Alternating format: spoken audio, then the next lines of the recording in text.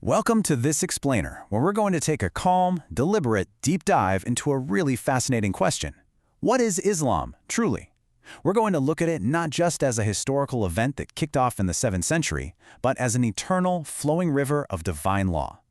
So, whether you're already well-versed in the subject, or you're just looking to connect some historical dots, we're going to unpack the foundational ideas, trace how they diffused across the globe, and explore how they've adapted through centuries of human tradition. Okay, let's quickly run through our agenda for today. 1. The primordial divine law. 2. Fitra, the natural disposition. 3. The diffusion of revelation. 4. Adapting through Islamic tradition. 5. The great epistemological divide. And finally 6. Continuity in modern Islam. Let's start right at the source. The primary text itself makes a pretty bold claim. It states that Islam actually isn't a new invention at all. Instead, it presents itself as the original truth of existence. The Qur'an asserts that this specific way of life is the exact same truth that was revealed to all previous prophets. So it's positioning itself as a universal constant, not just some localized historical phenomenon. Section 1. The primordial divine law. Now, you've probably heard the term deen. In English, it usually just gets translated as religion. But honestly, that doesn't quite capture its immense depth. The sources describe deen not as some rigid list of arbitrary rituals, but as an eternal divine law, a cosmic order. To be a Muslim, in this most fundamental sense, is to be in a state of universal alignment with the reality of God, willingly submitting to the laws that govern all of creation. This idea reveals such a fascinating continuity. From the original perspective of the text, Islam is literally older than any physical scripture. It is the exact same law given to Noah, Abraham, Moses, and Jesus. In fact, Abraham is specifically described as a Hanif, a pure monotheist who naturally submitted to God long before the categories of Judaism or Christianity even existed. The rituals of the faith, then, are framed simply as physical signs of this inner obedience. They're the outward manifestations of an internal state of surrender rather than being the entire essence of the path itself. Which brings us to Section 2, Fitra, the natural disposition. So, if this law is universal, how does humanity intrinsically know it?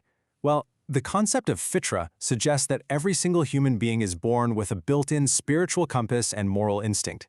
It's the idea that we aren't just born as blank slates, we inherently possess a disposition to recognize a higher power and distinguish basic right from wrong.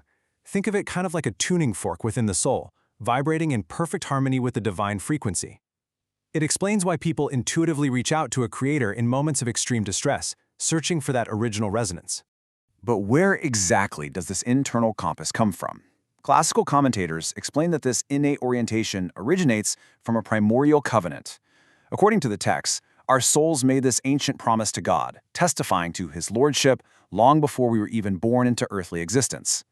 Because of this, when a prophet arrives with a message, it isn't supposed to feel completely foreign. It's meant to resonate with an ancient truth that's already resting right there within the human soul. Section 3. The diffusion of revelation. Let's look at how this internal spiritual truth diffuses into the physical world.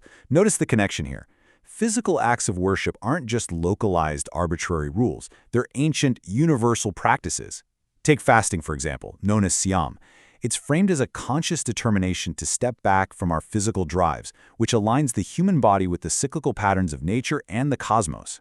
It's really about a restoration of natural balance, mirroring practices we've seen in diverse indigenous cultures throughout all of human history.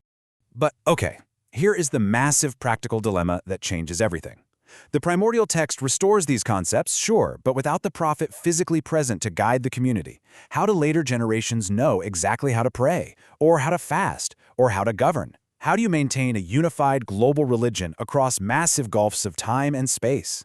Section 4. Adapting through Islamic tradition. To bridge that gap of time, the early community had to adapt.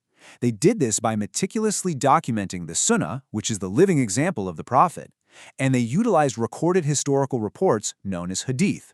These reports essentially became the vehicle for transmitting the prophet's teachings, his decisions, and even his daily habits down through the generations. The sheer scale of this oral preservation is just astounding. Early scholars would literally travel for months, crossing entire deserts on horseback, just to verify a single chain of transmission with a reliable source. If we track this river's flow over the first 3 centuries, we see a pretty dramatic evolution. Back in the 1st century, there were actual prohibitions on writing down hadith. They wanted to protect the primary text of the Qur'an from being mixed up with human words. But by the late 1st century, as the Umayyad Empire expanded, the state actively began collecting these reports. Fast forward to the 2nd century, scholars like Al-Shafi formalized the whole system. And by the 3rd century, the massive canonical collections of hadith were fully codified, becoming the absolute bedrock of Islamic law and theology. Imam al-Shafi'i was absolutely crucial here. He firmly established this jurisprudential scaffolding, creating a highly structured framework for exactly how law had to be derived. He argued that the recurring Quranic command to obey God and obey the Messenger fundamentally required obedience to the Prophet's historical record. He established the consensus that the Quran cannot abrogate or override an authentic sunnah, effectively granting prophetic tradition a dominant, legally binding role in interpreting the divine word. Section 5. The Great Epistemological Divide. This heavy, formalized reliance on historical transmission set the stage for a massive and enduring scholarly debate. At the heart of it is a clash between two totally distinct theories of knowledge. On one side, traditionalists argue that the divine text absolutely requires the external scaffolding of hadith to be properly understood. It protects the text from subjective misreadings. But on the flip side, reformists, who are often called Quranists, argue the book is entirely self-sufficient. They point to verses stating the Quran has neglected nothing, and argue that adding human compilations to divine law is an unnecessary, even dangerous innovation. Reformists actually utilize this specific verse to critique traditional jurisprudence. They argue that by strictly adhering to the rulings of medieval jurists, these are the scholars of the law known as the fuqaha, and by elevating hadith collectors to near-infallible status, the community risks falling into a form of clerical worship. Instead, they advocate for directly accessing the text to reclaim that simple, intuitive religion of the fitra, completely stripped of centuries of human interpretation. But traditionalists counter this with a really profound question of their own, often referred to as the preservation paradox.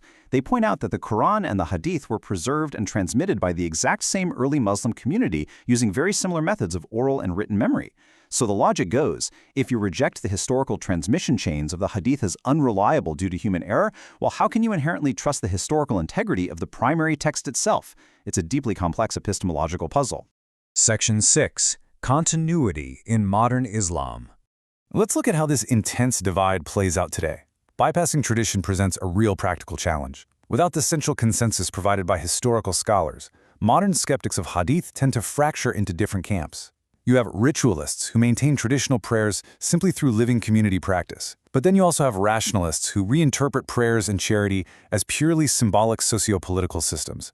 And they might even view supernatural events in the text as just historical metaphors. So without that historical scaffolding, maintaining a unified practice becomes incredibly difficult. And we actually see a parallel dynamic regarding tradition within Shia Islam, too.